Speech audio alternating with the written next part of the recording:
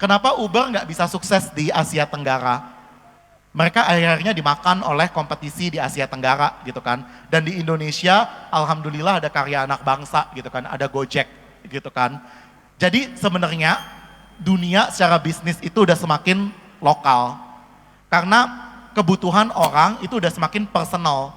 Jadi kebutuhan orang di Amerika nggak bisa dibawa ke kebutuhan orang di Indonesia.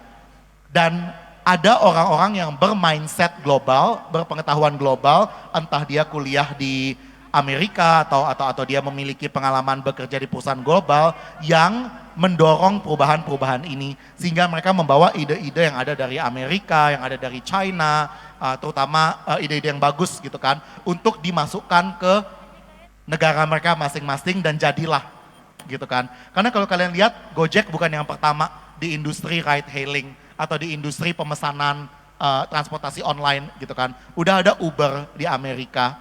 Tokopedia bukan yang pertama di industri e-commerce, tapi mereka menang di Indonesia. Jadi dampaknya apa sih?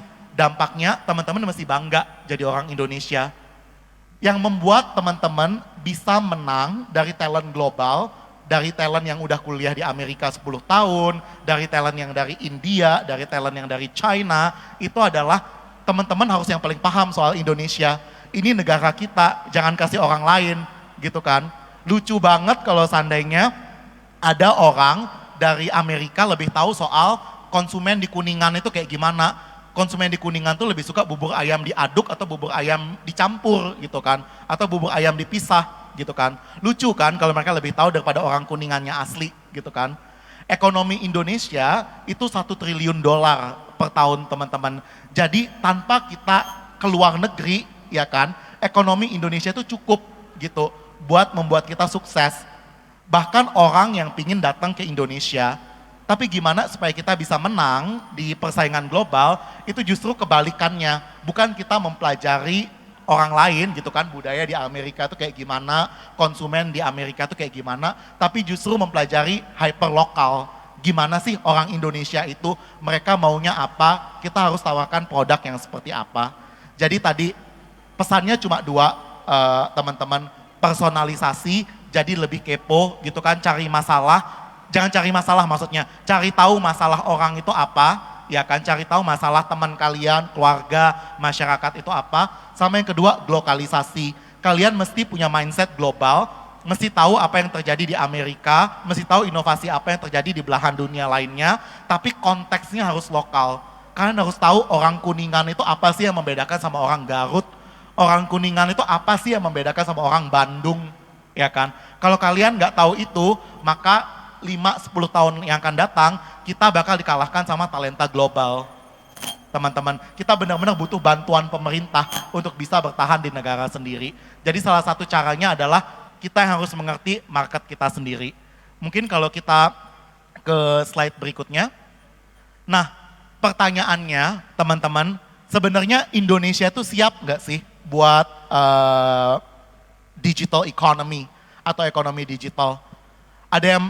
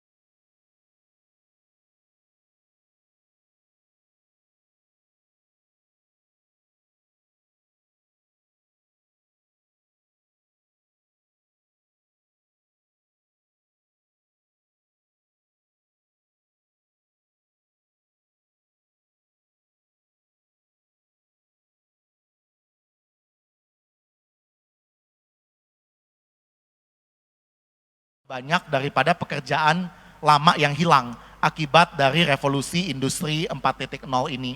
Jadi konon katanya akan ada 9 juta positif ya, positif 9 juta role baru yang diciptakan oleh revolusi industri ini.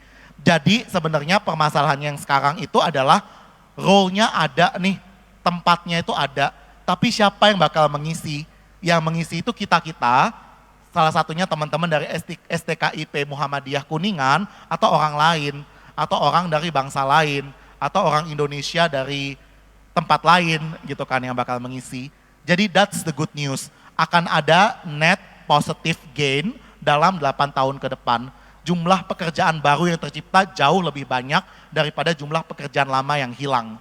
Cuma masalahnya siapa yang bakal mendapatkan pekerjaan ini gitu.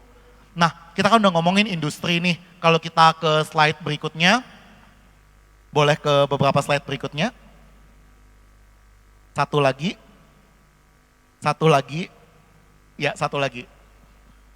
Nah, ke depannya kita itu harus ada di sektor apa sih, teman-teman? Kira-kira sektor apa sih di Indonesia itu yang bakal maju, ya kan? Ini pendapat pribadi saya. Akan ada 3 sektor di Indonesia itu yang peluangnya akan sangat besar ke depannya, yang bakal menjadi the next big things di Indonesia. Sektor yang pertama itu adalah sektor pertanian atau agriculture. Masalah di sektor ini sangat besar, teman-teman. Mulai dari masalah efisiensi. Ada yang orang tuanya bekerja di bidang pertanian nggak, teman-teman? Punya sawah atau punya ladang, punya kebun? Boleh angkat tangan? Oh, lumayan banyak ya. Mungkin teman-teman juga bisa cerita-cerita juga nanti ya. Jadi agriculture itu, pertanian adalah salah satu sektor yang bakal besar di Indonesia dalam 5-6 tahun ke depan. Ada beberapa permasalahan yang bisa teman-teman bantu pikirkan gitu kan. Permasalahan yang pertama itu terkait efisiensi. Gimana sih supaya kita nggak ngasih pupuknya itu berlebihan, ya kan? Gimana sih supaya kalau kita ngasih makan ikan, pakannya itu nggak berlebihan? Bisa nggak kita menggunakan IoTs? Bisa nggak kita menggunakan teknologi gitu kan? Petani-petani kita, teman-teman, 80%-nya itu udah pakai WhatsApp. Bener nggak, Bapak, Ibu, teman-teman sekalian udah pakai WhatsApp setidaknya, udah punya smartphone gitu kan. Tapi digital literacy petani-petani di Indonesia itu kurang dari 20%. Jadi mereka itu pakai WhatsApp, tapi mereka nggak menggunakan produk-produk digital gitu kan. Kayak mereka nggak belanja di Tokopedia gitu kan. Padahal kalau belanja di Tokopedia bisa jadi lebih murah gitu kan. Mereka bisa dapat cek harga segala macam gitu kan. Padahal mereka tuh udah sangat dekat untuk digitalisasi gitu. Jadi peluangnya sangat besar ya. Sektor pertanian kita itu udah hampir siap untuk digitalisasi. Karena jumlah petani yang punya smartphone dan yang pakai WhatsApp itu udah tinggi banget. Tinggal gimana kita tadi mengkonekkan mereka ke hal-hal yang tadi gitu kan. Pak, ada namanya IoTs, ada namanya cloud technology gitu kan. Ada namanya big data gitu kan. Dan tentunya dalam bahasa yang lebih mudah gitu kan, dan mengedukasi dalam skala besar gitu kan. Jadi tidak hanya 1-2 petani yang bisa diubah hidupnya. Jadi itu, sektor yang pertama adalah sektor pertanian. Dan masalah terbesar dari sektor pertanian kita saat ini adalah petani-petani kita itu nggak jago jualan. Bayangin teman-teman, buat bertani aja udah susah, gimana mereka mikirin jualan, gimana mereka mikirin nanti beras saya siapa yang ngambil, harganya berapa, harga di pasaran saat ini berapa, saya harus jual di atas pasaran atau di bawah pasaran. Itu adalah salah satu problem yang bisa kita solve di dunia pertanian. Bagaimana mengconnect petani dengan market. Karena itu adalah salah satu skill yang mereka akan susah untuk membangun gitu loh. Karena skill pertanian sendiri aja udah susah, apalagi skill bisnisnya gitu kan. Area kedua yang kita percayai bakal besar di Indonesia itu adalah area health.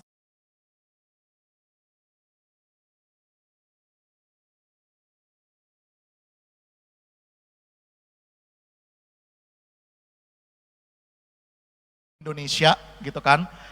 Belum tentu ada dokter bagus bukan dokter yang namanya bagus ya, tapi dokter yang kualitasnya bagus gitu kan. Belum tentu mereka ada di Papua, belum tentu mereka ada di pulau-pulau terluar Indonesia.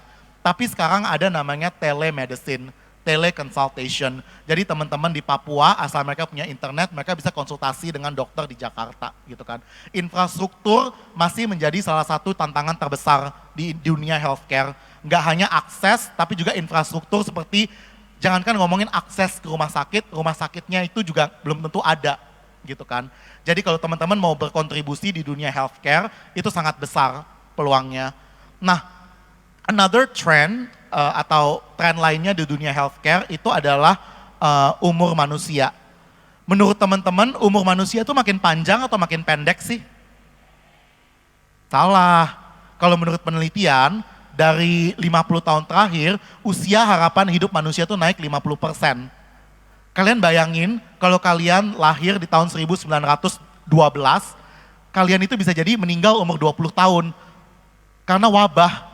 Ada wabah disentri, wabah ini, wabah itu, gitu kan. Sekarang angka harapan hidup di Indonesia mungkin 60-65 tahun, gitu kan. Nah, dampaknya apa sih dari hidup manusia yang makin panjang? Ada dua dampaknya. Yang pertama, penyakit semakin canggih, ya kan? Penyakit udah semakin canggih. Sekarang teman-teman percaya atau enggak, kita itu udah sangat dekat untuk bisa menyembuhkan kanker. Riset kita udah sangat jauh lebih maju gitu kan. Tapi yang kita masih perlu dalami itu adalah gimana kita meningkatkan efisiensi dari obat. Kenapa? Karena efisiensi dari obat itu sebenarnya hanya 30% teman-teman. Kenapa efisiensi obat itu bisa rendah? Salah satunya adalah karena obat itu nggak spesifik, nggak personalized, nggak ada personalisasi. Makanya ada namanya pharmacogenomics, di mana obat itu mesti disesuaikan dengan profil DNA kalian, profil gen kalian, sehingga dia itu jadi semakin efektif gitu kan. Tahu cerita Siti Nurbaya nggak sih? Dulu kalau orang di zaman dulu kawin kan Siti Nurbaya gitu kan, dijodohin gitu kan. Sekarang kalau di Amerika orang kawin itu ada namanya 23andMe. 23andMe itu adalah startup bioteknologi salah satu yang terbesar di Amerika. Sekarang orang kawin nggak bisa cuma dijodoh-jodohin, mesti dilihat kecocokan genetisnya itu kayak gimana, anaknya bakal punya potensi penyakit apa gitu kan. Gimana mereka harus mengelola pola makan mereka. Jadi sekarang pasangan di Amerika itu kalau mau kawin sebelum mereka menikah, mereka berludah dulu di vial gitu kan, kayak berludah, masukin, kirim ke 23andMe. 23andMe akan menganalisa profil genomik mereka berdasarkan tadi sampel liur, dan dari situ ketahuan, oh kalau seandainya si A kawin dengan si B, nggak hanya dari sisi ini ya, dari sisi cenayang ya, ini bakal jodoh atau enggak gitu kan, tapi dari sisi kesehatan bakal ada resiko atau enggak gitu. Jadi sekarang kalau Siti Nurbaya hidup di zaman sekarang, dia mesti berludah dulu tuh, ditabung gitu kan, terus dikirim buat dianalisa urutan genetiknya gitu kan, untuk bisa mengetahui si Siti Nurbaya ini jodoh nggak sih sama pasangannya. Jadi itu adalah beberapa kemajuan-kemajuan di dunia teknologi, teknologi kesehatan. Dua masalah paling besarnya, akses infrastruktur, dan yang kedua gimana kita bisa meningkatkan efisiensi obat, efektivitas obat. Itu menjadi dua masalah terbesar. Sektor ketiga yang bakal besar itu adalah namanya sektor energi. Ya kan, sektor energi kita tahu kita energinya kotor gitu kan, energi kotor menyebabkan lingkungan rusak gitu kan, dan energi kotor itu ternyata mahal, ya kan, energi kotor itu mahal dan merusak lingkungan. Oleh karena itu kenapa sekarang isu-isunya bagaimana kita bisa mengembangkan energi-energi baru dan energi-energi yang terbarukan. Tidak hanya energi-energi tersebut harus baru, energi-energi tersebut harus juga terbarukan. It has to be both.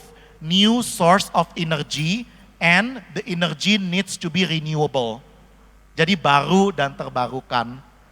Salah satu topik yang menarik itu adalah EV, electric vehicle, atau kendaraan listrik. Ada yang pernah naik EV nggak? Motor listrik, mobil listrik? Belum ada ya di Kuningan ya? Oke. Tadi balik lagi tadi kan, kita ngomongin globalisasi kan, bagaimana pengetahuan dari global dibawa ke konteks lokal. Nah, teman-teman, permasalahan terbesar di dunia electric vehicle saat ini itu adalah kalau untuk motor ya kan, kita itu nggak ada industrinya, nggak ada desain motor itu khusus buat Indonesia. Kita itu ngambil motor dari Cina atau dari Taiwan, motor listrik. Permasalahannya di Cina dan Taiwan, motor listrik itu motor pada umumnya itu nggak digunakan buat mengangkut penumpang. Motor atau bikes di China, di luar negeri, itu digunakan hanya untuk logistik, mengangkut barang ataupun mengangkut makanan. Kalau di Indonesia orang bisa bonceng 4 gitu kan. Di Taiwan atau di China nggak bisa, motor itu nggak didesain untuk bisa membawa manusia. That's why kenapa salah satu tantangan dari industri motor listrik di Indonesia itu desain. Kalau kita bawa desain dari Taiwan atau dari China, kita nggak ngembangin desainnya secara lokal, desain itu nggak masuk ke pasar lokal kita. Karena cuma di Indonesia motor itu dipakai buat ngangkut orang. Bahkan saya pernah lihat motor itu dipakai buat ngangkut kambing. Gitu kan, luar biasanya cuma ada di Indonesia. That's the local context, bagaimana kita membawa ide global ke lokal gitu kan. Ternyata masalahnya, desainnya kurang Indonesia nih, desainnya harus kita Indonesiakan lagi. Jadi itu teman-teman, 3 industri yang bakal besar ke depannya, dan kalau teman-teman bisa berkontribusi dalam 3 industri ini, misalnya teman-teman bisa punya ide, atau teman-teman bisa bekerja untuk perusahaan-perusahaan yang ada di industri tersebut, atau teman-teman sebagai mahasiswa bisa ikut riset atau penelitian gitu kan, yang mengarah ke topik-topik tersebut, do it. It's going to be the next big thing in the future. Agriculture, healthcare, dan energy gitu kan. Nah, mungkin penutup dari saya, tadi kan kita udah ngomongin tren apa sih ekonomi digital, kita udah ngomongin Indonesia siap atau enggak, kita udah ngomongin sektor-sektor apa yang bakal besar gitu kan. Terakhir, kita bakal ngomongin gimana supaya kitanya sendiri siap, ya kan. Untuk kita bisa siap di ekonomi digital, kita mesti punya namanya growth mindset atau mindset yang bertumbuh. Mindset yang bertumbuh, menurut saya, tipsnya itu bisa diciptakan dengan 3 hal. Yang pertama, never stop questioning. Jangan pernah berhenti bertanya, please, gitu kan. Jangan pernah terima sesuatu itu apa adanya. Jangan pernah kalian terima kenapa gor ini panas gitu kan. Kalian harus menanyakan, gitu kan. Budaya bertanya itu adalah budaya yang mesti kita tingkatkan. Percayalah, ada 2 tadi kan. Ongkos kegagalan udah turun, ya kan? Jadi mahasiswa adalah kesempatan paling bagus buat menjadi bodoh. Ya kan? Karena kalau kalian bodoh, menanyakan pertanyaan bodoh, orang bakal mikir, you're just a student. Kalian cuma mahasiswa, orang bakal paham, orang bakal maklum, gitu kan? Beda kalau seandainya aku gitu yang menanyakan pertanyaan bodoh, bakal dilihatin orang ini udah tua, masih juga nanya yang aneh-aneh, gitu kan? Jadi tips yang pertama, never stop questioning. Ask people permasalahan mereka apa, ask your friends kenapa ini begini, nggak begitu. Never stop questioning. Tips yang kedua, try to have more conversation with yourself. Ya kan? Mulai nyaman jadi orang gila. Orang gila itu gimana sih ciri-ciri orang gila? Orang gila itu ngomong sama dirinya sendiri gitu kan. Terkadang kita kurang ngomong sama diri kita sendiri. Kita ngomongnya sama orang terus gitu kan. Ask yourself, what do you want? Kalian tuh maunya apa? What do you want to be? How does success look like? Kalian tuh pingin kesuksesannya kayak gimana? Apakah kalian mau sukses seperti Bill Gates? Atau kalian mau sukses, I just want to have a small happy family. Ya kan? Kalian gak bisa dapat pertanyaan dari teman gitu kan. Jadi yang kedua menurut saya adalah be more comfortable buat jadi orang gila gitu kan. Have more conversation dengan diri kalian sendiri. Ajak diri kalian bicara. Jangan cuma mengajak orang lain bicara, tapi sekali-kali ajak diri kalian bicara. Tanyakan apa yang kalian mau. Tanyakan apa yang bikin kalian itu happy. Ya kan? Tanyakan apa yang bikin kalian itu susah. Apa yang bikin kalian sedih. Apa yang bikin kalian gak mau melakukan sesuatu. Gitu kan. Yang ketiga, menurut saya, it's not about you. Gitu kan. Nggak semua hal di dunia ini tentang kita gitu kan. I think yang ketiga saya juga ingin mengajak teman-teman buat menjadi lebih selfless. Selfless itu dalam artian kenapa sesuatu itu bisa besar ya kan. Karena sesuatu itu berguna bagi orang lain, bukan bagi diri kita sendiri gitu kan. Jadi it's not about you. kalau kalian ada kesempatan untuk bisa berkontribusi untuk keluarga kalian, untuk bisa menolong teman kalian, syukur-syukurnya menolong satu Kuningan, syukur-syukurnya menolong satu Jawa Barat, dan apalagi kalau bisa satu Indonesia, do it gitu kan.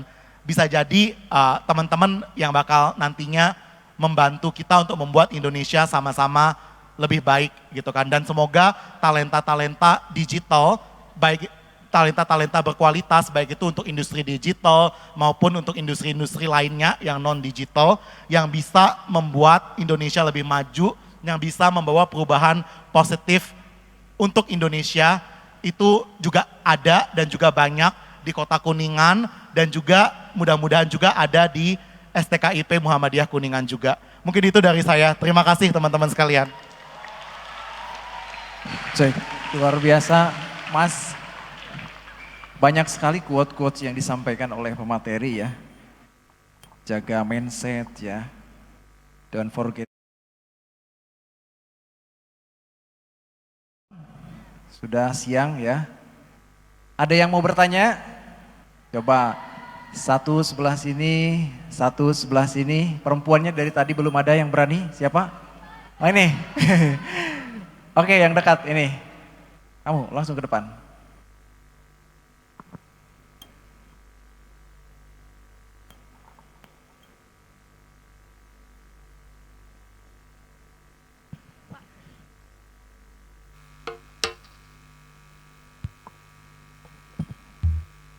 Baik, terima kasih kepada pembawa acara yang telah memberikan kesempatan untuk saya bertanya. Mohon izin Pak Ketua STKIP Muhammadiyah beserta Ketua 1, Ketua 2 dan jajarannya, serta dosen-dosen yang telah hadir, serta teman-teman semua yang ada di ruangan ini. Baik, perkenalkan nama saya Delia Anitya Rufika, saya dari program studi PTIK semester 3. Baik, di sini saya izin bertanya kepada Kak Leo sebagai Presiden Gojek.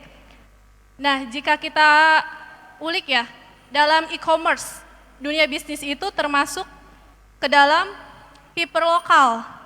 Tetapi jika kita lihat, kita kaitkan dengan zaman sekarang itu merupakan zaman globalisasi. Yang dimana globalisasi ini menitik beratkan kepada bidang IT atau ilmu dan teknologi. Nah, sebagai Presiden Gojek gitu ya, bahwa Gojek itu merupakan suatu bisnis yang termasuk ke dalam kemajuan di bidang IT. Mohon izin, jadi pertanyaan saya yaitu, apa sih yang harus kita lakukan sebagai seorang entrepreneur dalam mempertahankan dan bersaing, serta bagaimana cara menangani atau mendakapi suatu kendala di pertengahan bisnis, terkhusus pada era globalisasi ini, yang dimana globalisasi ini merupakan era 5.0 gitu. Yang dimana kan 5.0 itu merupakan revolusi gitu, revolusi atau jalur alternatif dari 4.0. Yang dimana disinggung oleh Kak Leo tadi, bahwa era 4.0 ini merupakan di dunia IT gitu, tentang perkembangan teknologi. Mungkin itu pertanyaannya Kak, terima kasih. Wassalamualaikum warahmatullahi wabarakatuh. Waalaikumsalam warahmatullahi wabarakatuh. Terima kasih Delia ya, duduk yang cantik, yang manis kembali. Mas Leo langsung dijawab. Oh, tadi siapa namanya? Delia. Delia, wah terima kasih ya pertanyaannya Delia. Mungkin satu hal yang aku pingin mulai gitu kan untuk menjawab pertanyaan Delia adalah, kita nggak perlu khawatir teman-teman, semua orang memiliki peran masing-masing dalam industri digital yang bakal besar gitu kan di dunia saat ini. Nggak hanya berbackground, nggak hanya berlatar belakang IT ya, atau teknologi informasi. Saya sendiri berlatar belakang bukan IT. Ya kan, saya nggak ngerti gimana caranya ngoding, gimana caranya bikin aplikasi gitu kan. Bahkan secara personal saya orangnya gaptek.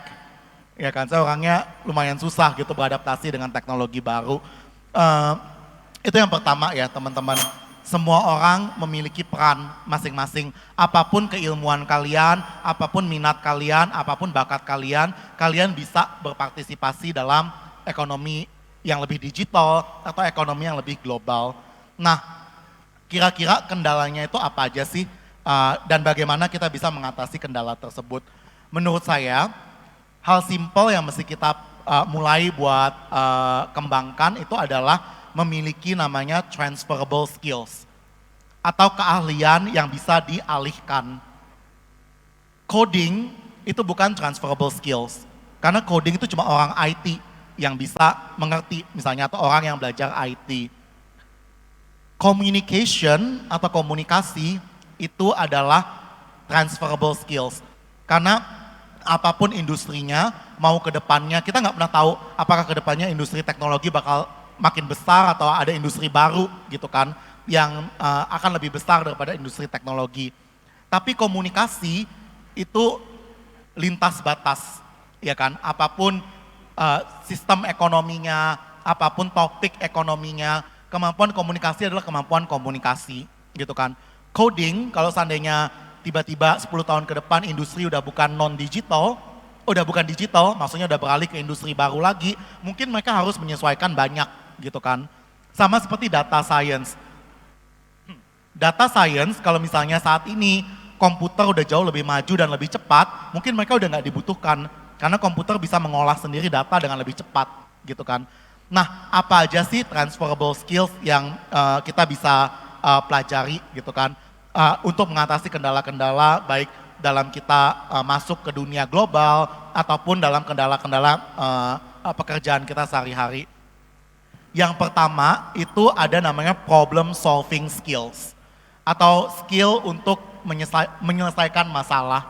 Nah, skill untuk menyelesaikan masalah itu sesimpel bagaimana kalian bisa menstrukturkan, gitu kan. Masalah yang bukan yang kalian selesaikan itu bukan bagaimana mengubah dunia lebih baik, gitu kan. Karena abstrak banget mengubah dunia lebih baik, kalian nggak tahu gitu kan mulainya dari mana. Jadi problem solving skill itu adalah sesimpel kalian bisa mendefinisikan kira-kira masalah apa sih yang kalian mau selesaikan, ya kan. Terus tahapan-tahapannya seperti apa, yang harus dikerjakan pertama apa, kedua apa, ketiga apa. Percaya deh,